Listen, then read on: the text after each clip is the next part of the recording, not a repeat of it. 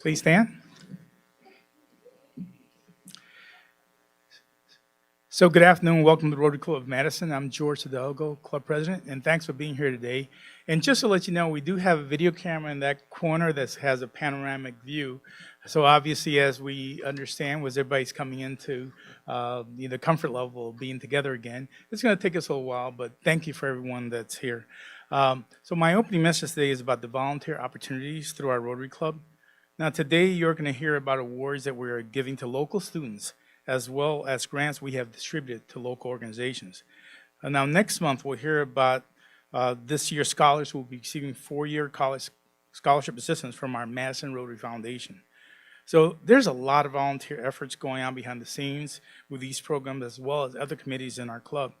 So pretty soon you'll be receiving an email from the Rotary Club that talks about the committees and fellowship groups that we'd like you to sign up for, so that we can continue to function and really grow and prosper and in the upcoming Rotary year.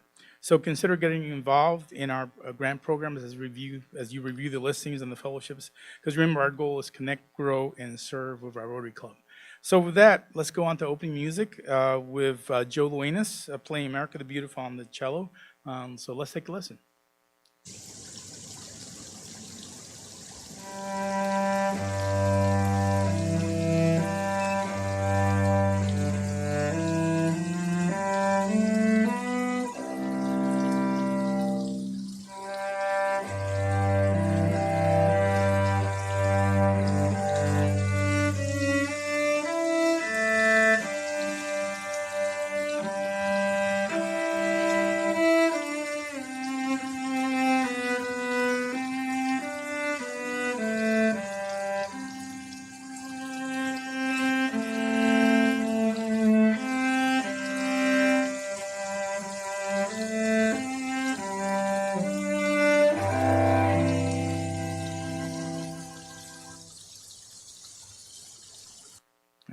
Outstanding. Thank you. So we've added, let's go on to four-way test. So we added to the four-way test this year, fun. So let's go ahead, now we call it this four-way plus test. So of the things we say and do, so the first one is it the truth? Is it fair to all concerned? Will it build goodwill and better friendships? Will it be beneficial to all concerned? And obviously this year we added the fifth item, which is actually on the banner right here. So rather than, I'm not sure what the next president wants to do, but for me, it was like, hey, that's what Velcro comes in for, right? So that's great. So bottom line is let's try to have fun. I know it's a little bit more difficult when we're in the middle of a pandemic, but without fun, life isn't much worth living, right? So let's see what we can do. And it's great to be back in person, meeting all of you today, again, as we connect, grow, and serve. So next item we'll go to is, we started a member interview series where a new member does a club interview with a longer term member. And this helps not only connect to the new member, but also to hear a little bit more about some of our longer term members, right? So this month, Rebecca Parry interviewed longtime Rotarian and past president Steve Mistaki. First, a little bit about Rebecca. She's Executive Director for UW-Madison Success Works, a career counseling office for student, personal, and professional development. Now, Rebecca is from Rhode Island and earned 2 master's degrees from the University of Wisconsin-Madison. Now, she joined our Rotary Club just before the start of the pandemic. So she hasn't had much of an opportunity to meet a lot of the members, but we look forward to visiting with her in person as we continue with our Wednesday in-person meetings. Here's Rebecca's summary of her interview with past President Steve Mistaki. Hello, I'm Rebecca Paré, and I'm excited to introduce you to Steve Mistaki, who embodies the notion of community service and has been an inspiring force in our community. Steve was only 28 when he joined the Madison Rotary Club. He was a public accountant who quickly rose to manager at the firm now known as Grant Thornton. And from there, he became Senior VP of Finance and Human Resources at American TV for 29 years. Remember that place? And then Chief Financial and Operations Officer for WARF, the Wisconsin Alumni Research Foundation. For those of you who are familiar with UW-Madison's impressive Wisconsin Institute for Discovery, Steve played an important role in making that building a reality. Now, Steve joined the club because he thought it would be a great way to connect with leaders across the community. He's valued most the friendships and the contacts he's made through the Rotary, and he's benefited both personally and professionally. Steve dove into service as a new Rotarian, serving 2 3-year terms on the Community Grants Committee and served as chair for 2 of those years. This experience gave him the opportunity to see how we make great use of members' contributions to the annual fund drive to improve our community. He served as our club's president, but is very proud that as past president, he was part of hiring our executive director, Pat Jenkins. Since '94, he served as the chair of the investment committee of the Madison Rotary Foundation, during which time he's seen the fund grow from $1.5 million to $15 million as a result of the increase in Rotarians establishing funds. He did not want to take personal credit. Through a friendship with Rotarian Dave Reynolds, who is no longer with us, Steve was invited to chair the Business and Finance Committee on the board of the YMCA. As a young professional, he jumped into the significant challenges, maybe even naively, facing the YMCA and helped the organization avoid bankruptcy. From there, Steve served on another 20 nonprofit boards as the chair or finance chair, totaling a remarkable 180 years of board service. Some of the organizations he served include the Madison Community Foundation and the Edgewood College. Now that Steve is retired, you can find him enjoying a well-deserved good book or drinking a glass of wine and playing with his grandkids. He looks forward to getting back to travel once this pandemic ends. Now definitely talk to Steve if you plan to head to Bavaria or Burgundy. Those are some of his favorite places. Thank you. Well, thank you very much, Rebecca. And I think that highlights what a great group of fellow Rotarians we have. This is an incredible club. And I love watching these videos because I personally don't know a lot of the history, whether it was Rob Stroud or Carol Toussaint. I mean, some of the members that are here, Perry, it was fantastic hearing that, hearing the history, because unless you hear it like this, how are you going to know that individual? And bottom line is, you know, to grow, connect, and serve together is what makes us so strong. So getting to know each other is really paramount.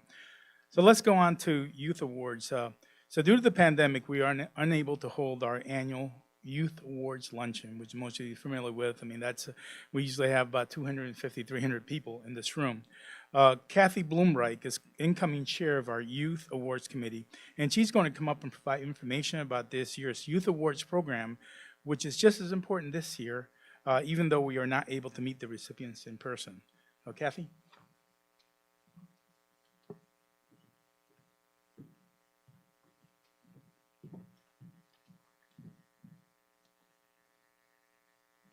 Thanks, George. Good afternoon. I'm Kathy Bloomreich, and I'm a member of this year's Rotary Youth Awards Committee. We are not able to meet this year's students in person because we would exceed the seating capacity allowed for meeting in person. So we are virtually recognizing 45 outstanding students from 6 Madison high schools for their outstanding scholastic and community service achievements with Rotary Youth Awards. We present awards in 9 categories. 2 of these categories of awards are made possible by donors. Mike and Patty Wilson have endowed a Madison Rotary Foundation fund to recognize students who have demonstrated superior improvement in their grade point averages. In addition to raising their grade point averages, these students have often had to overcome challenges both in and out of school.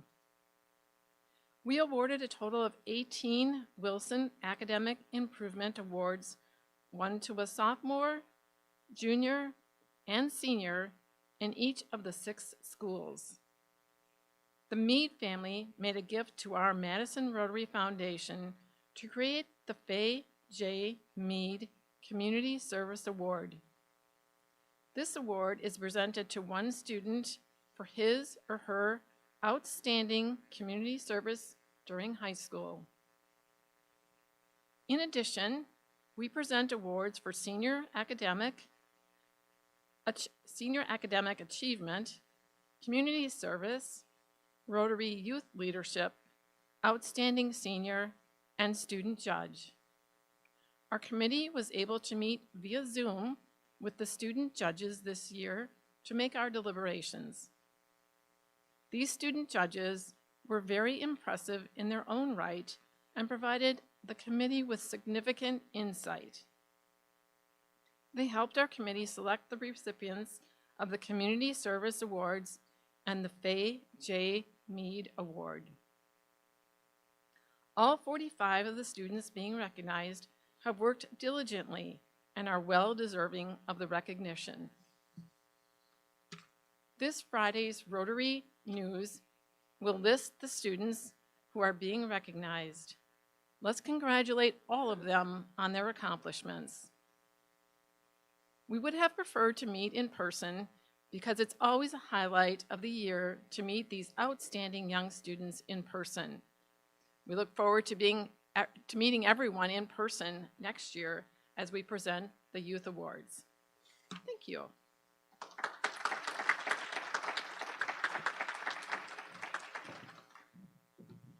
Thank you, Kathy. And congratulations to this year's Youth Awards recipients. And I'd like to personally thank Mike and Patty Wilson for their contributions that are providing the Academic Improvement Awards for students each year. So, Mike, I saw you when I was walking around. You're right by Charles. You can't skip out on me. So could you please stand? So let's give him a round of applause. Thank you very much, Mike, for what you do for our community. Appreciate it. So on to community grants. Next up is Jen Savino, who chairs this year's Community Grants Committee. Now, this 60-member committee reviews the grant applications we receive each year. They conduct interviews with the organization's representatives, and the committee meets in an all-day session to develop recommendations. So it's not where there's a dartboard and they throw and see who gets what. This is really takes a lot of time and effort. Again, Rotarians volunteering their time to help the community. So the committee has an important role in our club, and Jen is going to tell us about this year's grants. Jen? Hello, I'm Jen Savino, and I serve as the chairperson of this year's Community Grants Committee. Each year, our Madison Rotary Foundation provides grants from the proceeds of our annual Community Grants campaign, as well as other income from our invested funds. Our foundation currently has assets of over $15 million. This year, due to COVID-19, we did not receive as many applications as we had in the past, mainly because some in-person programming could not be achieved during the pandemic. We received 62 applications that totaled $313,000. We awarded grants up to 45 organizations, totaling $213,594. We awarded grants to these 45 organizations, and let me give you a few examples of some of those grants. We awarded grants for the rental and transportation assistance for families experiencing homelessness, health sessions for children and families in crisis due to the pandemic, school supplies for children in need, evening meals for low-income seniors, and speech and language therapy for children with Down syndrome. Because of our members' generous gifts to our Madison Rotary Foundation during our annual campaign, we're helping 45 organizations reach people in need in Madison. In addition, over $23,000 was approved for international projects, and our international committee is working to finalize those fund details. We'll hear about that soon. We would typically invite representatives from the organizations to attend one of our luncheons, but unfortunately, because of the pandemic, we're unable to do that. However, we have included a listing of the grants that we awarded this spring, and you'll find a copy of that at your place setting today. It's also available on our website. Again, I want to thank the members who provided support to our Madison Rotary Foundation during our Community Grants campaign. And it's because of you that we're able to make these meaningful gifts that help our community be a better place for everyone. So thank you. So thank you very much, Jen. I think if you realize that we just announced disbursement of over $500,000 people, $500,000 in terms of scholarships and community grants. That's impressive. What we as a Rotary Club do for the community. To keep that in mind. Sometimes we take it for granted, but bottom line, it's the willingness of all of us to serve that makes us have such a phenomenal impact on our community. So thank you, everyone, on that. So I've got an announcement. We've been very fortunate during the pandemic to have 2 Rotarians volunteer a lot of hours each week to live stream these Rotary meetings and keep everyone connected on Wednesday at noon. And there's lots of challenges. I think last week, those people who were trying to watch us online, the audio wasn't working correctly, and that's because the Park Hotel system was different than the system that we had at Person Engineering. Anybody who's dealt with technology understands there's always something that comes up. So bear with us, because trying to have these Rotary meetings virtually has been a significant challenge.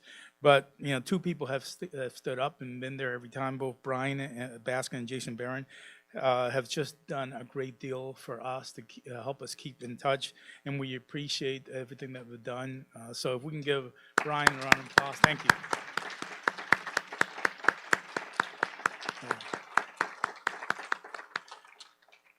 So as we are now getting back to in-person meetings, we are seeking a few more volunteers to help run the equipment live stream our meetings.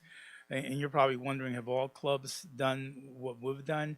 No, some clubs don't have to worry about it because they're really small. I mean, if you have a 30-person club and only 12 people show up, you don't have to worry about, battling Dane County guidelines, right? You're not going to violate the rules, so you can still continue to have the meetings. So I think the fact that we're one of the largest clubs in the world brought some unique challenges for us. So right now what we need is both Brian and Jason invest a lot of time and effort. Now that we're getting back there in person, we're looking at asking for a total of 8 volunteers so that they can help Brian and Jason on a rotational schedule to keep the live stream meetings going. So if you're willing, have the capabilities, and are willing to go ahead and help out, and it's not where you have to be a guru. I mean, we're actually putting procedures and what to connect and so forth. So we'll outline what's required in order to have a successful live stream. And, please contact the Rotary office for more details on how you can help out. So thank you.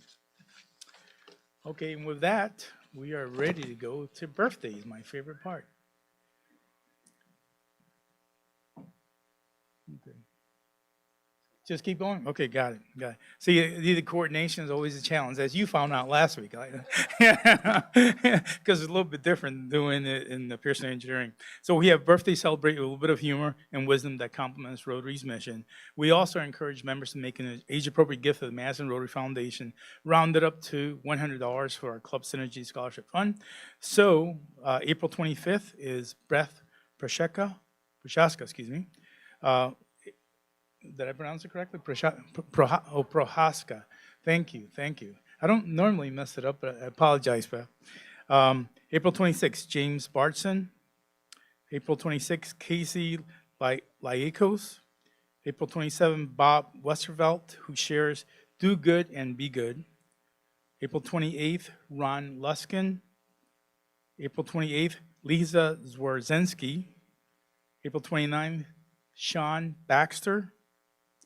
29th, also Neil Dindorf.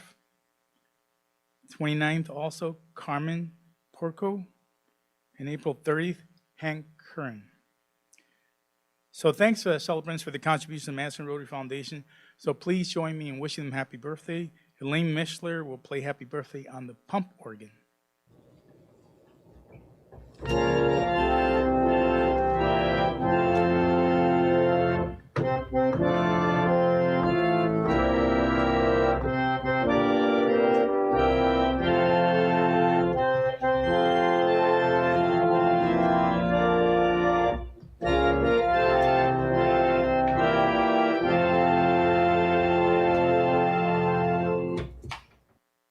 It's just so different than when we don't sing, right?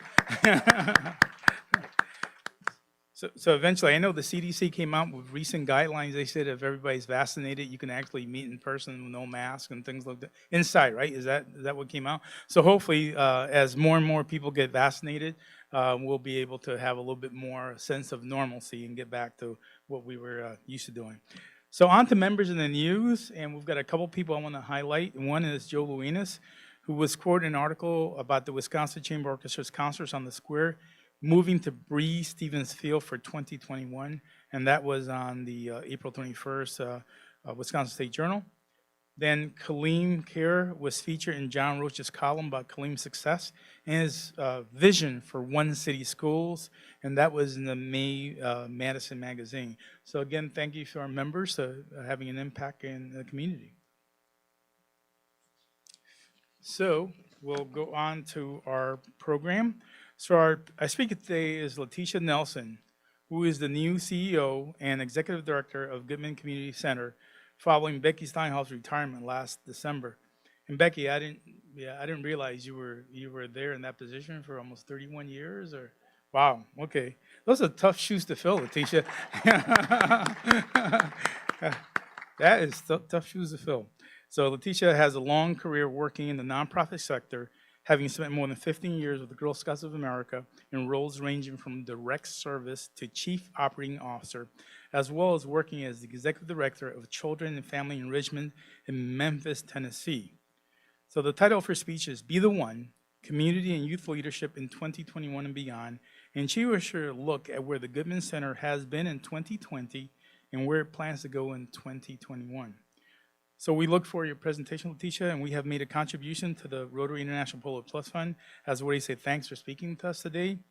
And now, as she makes her way to the podium, I want to mention that we do have a Q&A at the end as time allows. So for those online, please use the chat function. I'll turn on my laptop when I get at the table.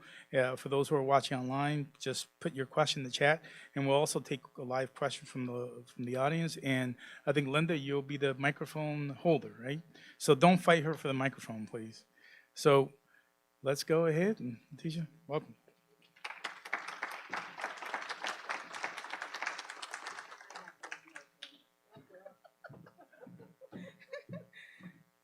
Good morning, afternoon.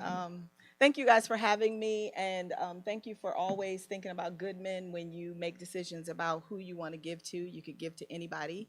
And so I just wanted to first start with that it takes people like you to think about us and give to us to help us to continue to do the work that we do at Goodman. So I have my little doohickey. I'm not used to using this little doohickey, so I'm just going to start by, okay, which way am I clicking?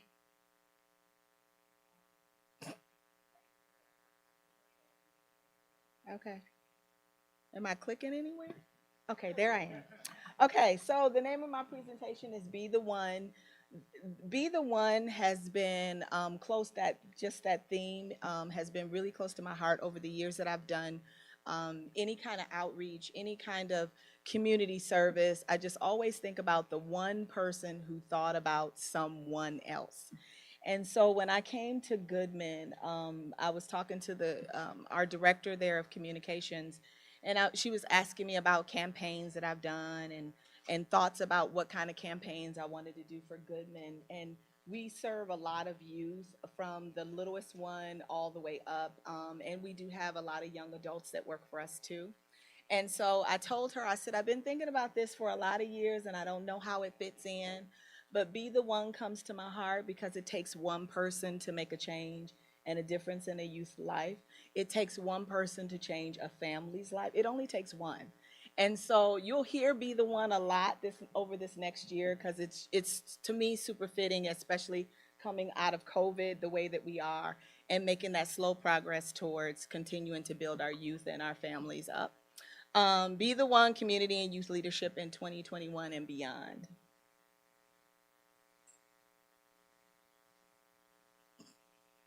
It doesn't want to work for me. Oh, there I am. Okay, so my path to Goodman started a long time ago as I got my way back to working with nonprofits. Never thought that I would be doing nonprofits, to be honest. I always liked the busy of other kinds of jobs, like to get my hands dirty. And I got one summer an opportunity to, I just lost us. Got an opportunity to work for Girl Scout camp. I took my 4 babies. I was recently out of a divorce, and I'm like, where am I gonna take these kids for the summer? And so I saw an ad for Girl Scouts to come and work at camp, and I was just going to be to help out in the kitchen. I wasn't going to do anything big like programming or anything like that because it just wasn't in me. I didn't think that was something I could do. Got all the way out in camp, and the cook quit the day before the first 200 girls showed up. Like, I'm like, serious? Who's about to do this work? Like, I have no idea how to menu plan, how to order food, how to run a kitchen, how to do serve safe, all of those things. And I was racked with all of this emotion. And I remember crying, just crying profusely. And I had my littlest one, she was 3 at the time. And I called my dad on the phone. There he is right there. And I called him and I said, Dad, I can't do this. I need to quit this job. And he told me that I was born to do it. Had no idea at that time what that meant. But I listened to my dad, and he said, you're gonna pull yourself up by your bootstraps, and you're gonna get all the information that you can, and then you're gonna make it your own. And that's what I did. So I worked that summer with Girl Scouts, and then I stayed with them for almost 17 years. And that was the experience to get me to a place where I knew when I applied for this job that I was in the right place. So my career expanded from going to Girl Scouts to Idlewild Church. And when I decided to leave Girl Scouts from Utah a couple of years ago, was the hardest decision that I've ever had to make because I believed that I was going to retire at Girl Scouts. That's what I believed. And my husband said, you're going to leave them? I can't believe you're going to leave them. And I said, it's time, because all of the jobs that I've had in Girl Scouts, I've been rising to the occasion, and I've been changing jobs. And I thought I was here for one purpose, but I'm not feeling that way anymore. And so I need to get back to the grassroots that I love, the direct service, being able to help people, being able to pour into people. And so I got an opportunity to go to Memphis, Tennessee, and work for an organization there out of one of the biggest churches in Memphis, Idlewild Presbyterian Church, who has been there over 100 years, and work in a organization that was really concerned about families and children, but not in the typical way that you would think. Their job there, my job there, was to gather parents and gather their children and fill in a gap that they didn't even know they had around adverse childhood experience and what that meant. The funny thing about that is that those parents and children were affluent families and children. It's not a typical place where you would think that you need to focus on adverse childhood experience. And so for me, it was enlightening. I got a lot of growth out of doing that work. It was nice to see a parent come in one way and think, oh, I could just throw my money at it and it'll go away, to being at the end of the year and saying, you know what, I really need maybe some mental health services. I maybe need some parenting services. My child may be on the spectrum and I need to pay attention to that. I can't throw money at it anymore. I really want to change my family dynamic and make it stronger. And so the 2 years that I was there, almost 2 years, I just learned that it doesn't matter what walk of life you come from. It doesn't matter if you have $5 or $5 million. There are ways that you can grow, and that the support should be there when you're ready to do that. And so it was nice being there, and again, added to what I am right now and coming to Goodman. So now here I am at Goodman. Becky, thank you. Thank you for being in the job, first of all, because if she had not been in the job and created the space that is there, I would not be here. So I thank you for paving the way and being a trailblazer for me to be there to take it to the next level. So the other thing that they thought that I should talk about, my communications director, she said, Leticia, tell them a little bit about you. The thing that I can tell you is that my father was strong. He was a community leader in Milwaukee. He did everything he could to try to make the inner city of Milwaukee strong and safe, a learning environment. He supported people. And I used to always think, we're poor. How are you giving to other people? We don't even have it. You know, we're at the food pantry. We're serving food for other people at St. Boniface Church down there on 3rd Street. And I didn't get that part. But as I look at the pictures here, it was for him all about family. The picture in the top is a picture of him and all of his male friends who were all, as I grew up, like uncles to me. And they all had families of their own. But I remember spending a lot of time with them on a Monday night. There's a house on 3rd Street in Milwaukee that's called the Project Respect House. We must respect each other is what they would tell the children. They would tell their friends that. They would bring us all together on a Monday night, watch football together, laugh together. All the mothers would be in the kitchen cooking. You see how many men are on there? Can you imagine being in a 4-bedroom house with all of these children, all of these women and men having a time together? We did that every Monday night. And then on Tuesday night, those same families would get together, go next door to St. Boniface Church on the same street and serve food to people who didn't have it. And we didn't have it. But that's what I come from. I come from a legacy of men and women who love the community. And so I know I'm in the right place at Goodman because that's what Goodman feels like to me. Okay, and I'm going to get choked up because it's a lot. Okay, point. Thanks. You see I'm struggling. Next slide, please. Okay, so now here I am at Goodman, and I have to tell you I wasn't here all last year, but I will tell you that since I've been in Goodman, I have been trying to get to know all of the staff and the youth that are there and what they're into every day. So there are a couple of pictures here of how I've been helping out in the food pantry and learning about what happens at our food pantry. Last year, I know that you all know this, we had one of the biggest Thanksgiving drives that we've ever had at Goodman. They served over 4,000 families in that drive in 3 days. That is amazing. Who does that, right? That is amazing. And we have youth that are learning all about how to work in a kitchen. And so I got a chance to take one of my recipes to them and do some cooking with them. And they amazed me because as I stood in the kitchen with them, they were teaching me things that I didn't know because they're having professional skills poured into them.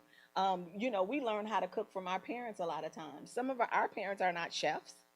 You know, they learn from their mothers and those mothers. But these children are learning from people who really have those skills and are teaching those skills. And they were correcting me. They made me put my apron on. Like, it was amazing. So I'm getting to do a lot of that. Advance the slide. So Goodman Center is strengthening lives and securing futures. And during the COVID pandemic, while a lot of community centers had to close doors for one reason or another, Goodman stayed open. They stayed open because they knew that the families and the children that are there need us. The older adults need us. And they did whatever they could to make sure that they could support in every way that was possible. Again, they had lots of people who came forth and stood up with them and gave money and gave food and all these different things so that we could provide.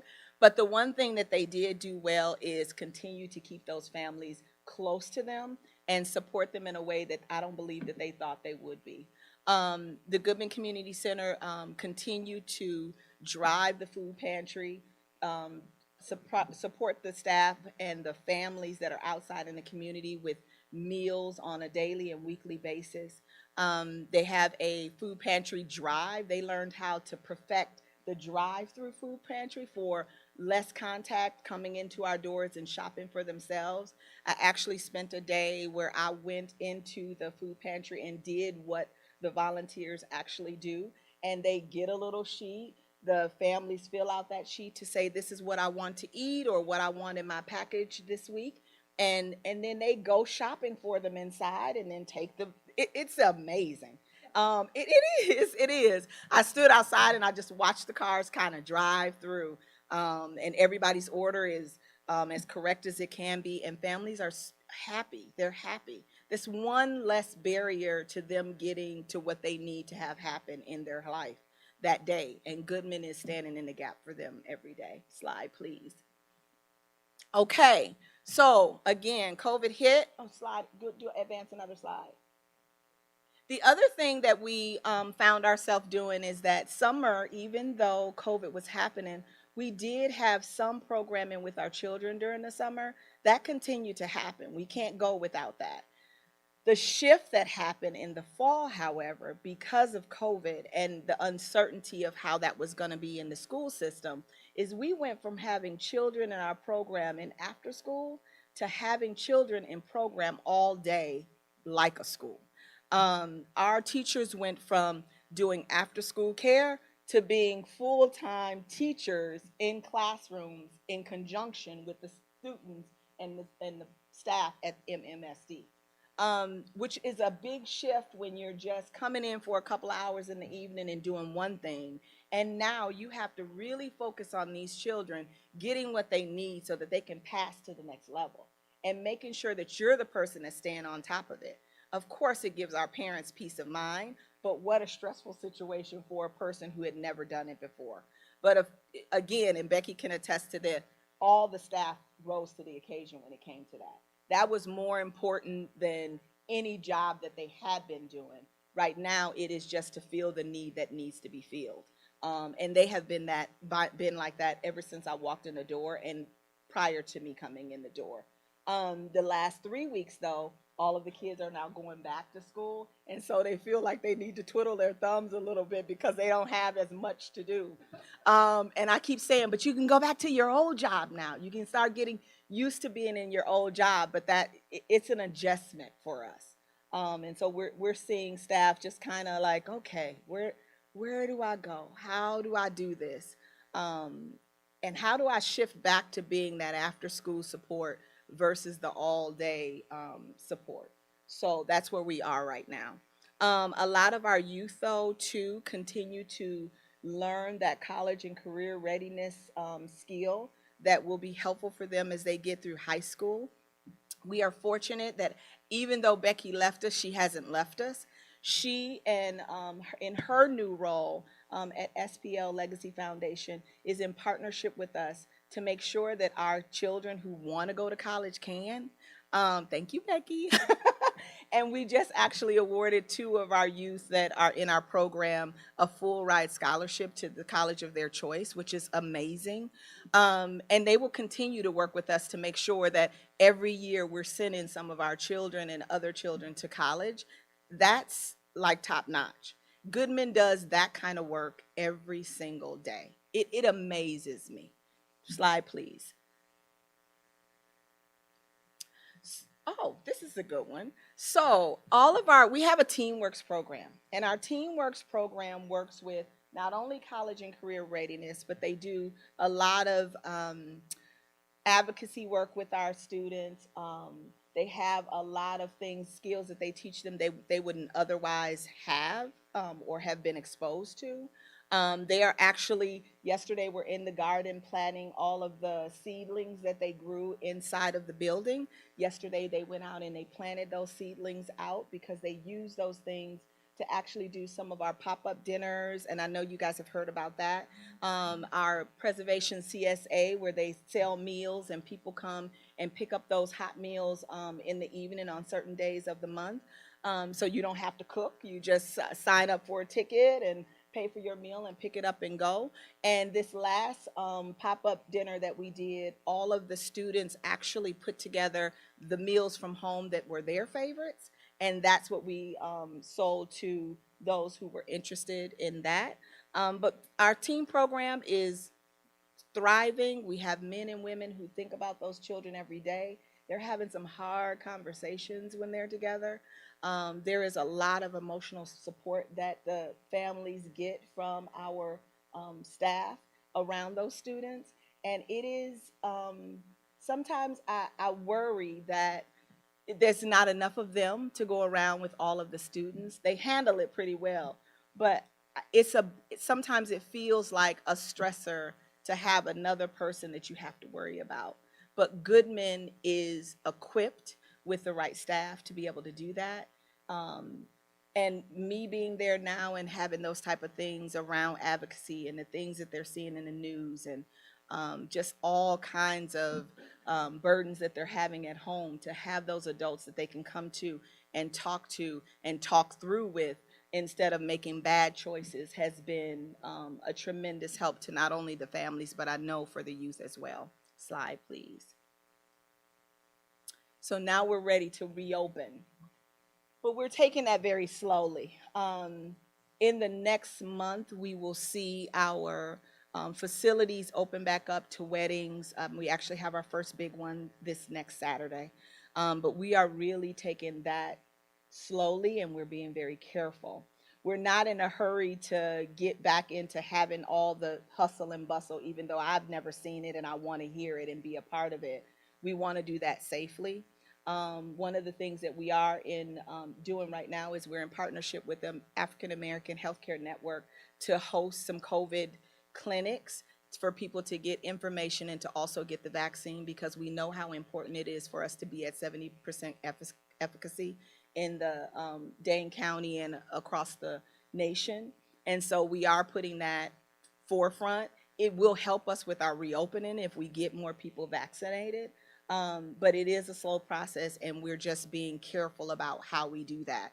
They are ramping up our summer program, so we feel like that will be in full swing as of June. We start programming on the 14th, and that will go throughout the summer. We will continue to support our students as they go back to the school in September.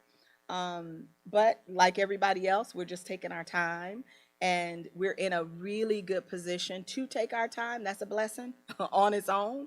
Like I first stated, there's a lot of places who did not reopen. And so we are in a wonderful financial situation where we can take our time, ease into it, make really good choices on the front end so that we're not closing down, you know, when school gets back up. So that's where we are with reopening. Next slide, please. And summer is coming, and all of our children are ready to get back in there. Our older adults, this is so interesting.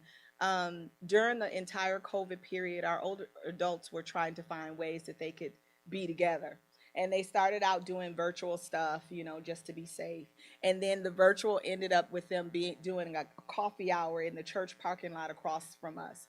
And then that ended up them coming over in front of our gym and doing the coffee hour. And it just continued to grow as maybe 4 people at the time, then 6, then 20.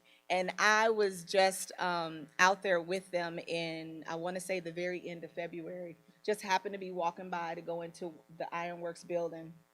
And there's this big old crowd of people out there, and they're laughing, music is playing, and people are dancing. And I'm like, what is that over there? And Amy, who I was walking with, she said, oh, those are the seniors. You want to go over and meet them? I said, yeah. And I ended up missing a meeting because I went over to meet them. And one of them took me by the arm and introduced me to there may have been like 45 seniors out there having coffee, eating cake with one another, laughing and having the best time. And they have been trying to stay connected the entire time. And so I can see that growing as the warmer months come and they get out there a little bit more. We've added a computer lab, so some of them are learning how to use the computer right now. And it's bubbling. So everything people have been talking about with Goodman and all the bubble, it's coming back. That fizz that is Goodman, it's coming back, and I'm really glad to be a part of it. Next slide, please. So again, I'm gonna mention Miss Becky. Thank you so much, Becky. She like, leave me alone. I have to mention you because there are a lot of children who are underprivileged who cannot even think about an opportunity like this, who would never have an opportunity to be able to go to college and not have to worry about it. And so I just want to thank you again. The other thing that's coming up is us getting back into our community internships. One of them is with B-Cycle, where we have youth learn how to maintain and or repair the B-Cycle bikes, the electric bikes. So that's a skill that they're learning that they could utilize at a later time. We also have life skill courses that they're going to be doing during the summer. So when they come into our summer program during the day, they're going to be doing life skill classes, and then they'll be doing trips around some of those life skills too. We're doing personality assessments with them so that they know how they communicate, how they listen. what kind of personality takes to do this kind of job or that one. And then we're doing a college fit program, and our seniors and juniors, we're just continuously working on them with college and career readiness. We know that not all of them will go to college, but how do we bring our partners in to be able to help us create programs around teaching them skills that if you don't want to go to college, there are other careers that you can do. And how do you learn how to be in internships or get scholarships, or even just come in and volunteer until you learn something really, really well and feel comfortable in that space. We don't want them to be learning things that are going to keep them at a minimum wage level. We want them to have those higher paying jobs that they can sustain their own families, because that has been a struggle with a lot of our youth and their families. So that's where we are right now. Next slide, please. And of course, more pictures with our youth, because they are the center of what we do at Goodman. Just thought I would share some pictures of them. They're beautiful young people. I go and I spend time with them a lot lately, because I just need that energy sometimes. Middle of the day, I go down and kind of talk to them and hear somebody tell a stale joke that they think is funny, but for me, because I'm older, it's not so funny to me. But I listen anyway. The other thing too is I'm spending more time with the older adults too, because they need to have presence and people that are interested.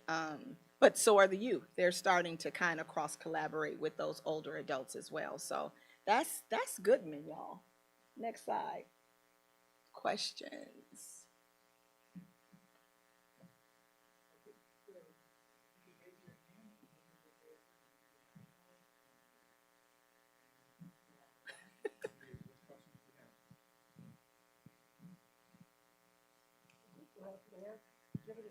Oh, you don't get to touch it.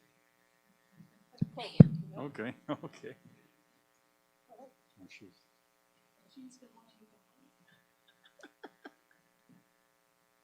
So Becky was just informing me that the little girl with the red sweatshirt on, Rhea, she was the one who just was awarded a full ride scholarship through SPL Legacy Foundation.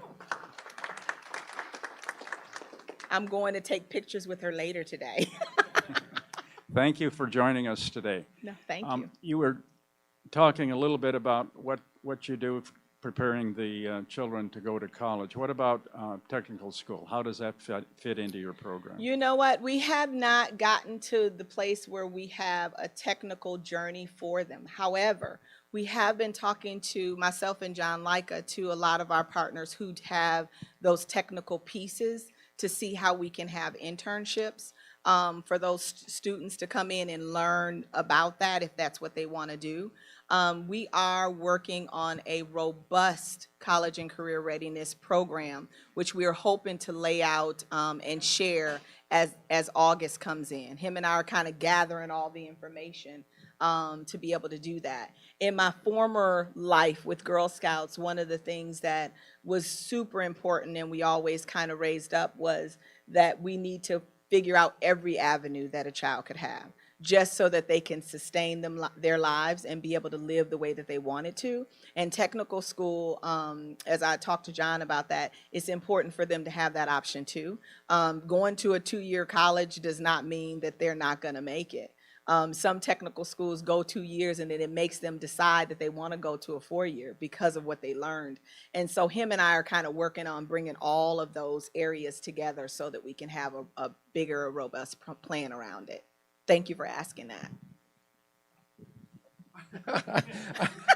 I'm trying to figure out your logo. I see a soccer ball, but is there more to it that I'm missing? Yes, so you are missing more. That's the Goodman Six logo. So the Goodman Six is what all of our staff believe makes us up.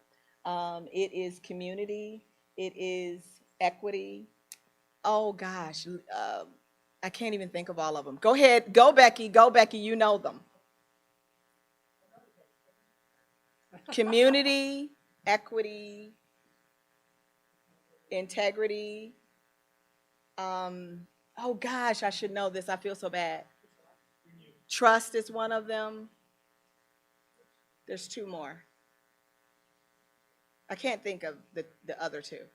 But what happened is they got together and decided what are the things that meant a lot to them and what makes Goodman Goodman. And so that logo is based off of our Goodman Six, and at the top of it is community, and then all the other 5 things go around that, because we know that without the other 5 things we couldn't be community. And it's everywhere in our buildings. It's getting put up everywhere in our buildings now, so I should know it by heart, but I don't, so I apologize for that. Follow up. You got it. Got it. Tell me it.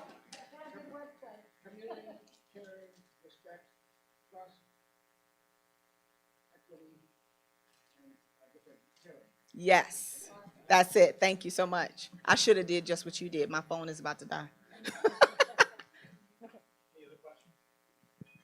Anybody online? No? No questions? People are saying your legacy is great with Goodman Center and Madison. Thank you for coming. Your personal story is outstanding. Thank you for your passion, energy, and service. So overall, No, thank you. No, thank you. No, thank you guys for having me. This has been a treat. And I didn't normally when I speak in front of people, I get very emotional about what I'm talking about, because I have a lot of passion about the lives that we're changing overall. And this was the first time that I walked in here and I didn't feel nervous. And normally I'm just like a bunch of guts when I come and I have this nervousness, but thank you so much for making me feel welcome. I attribute that to you all making me feel welcome.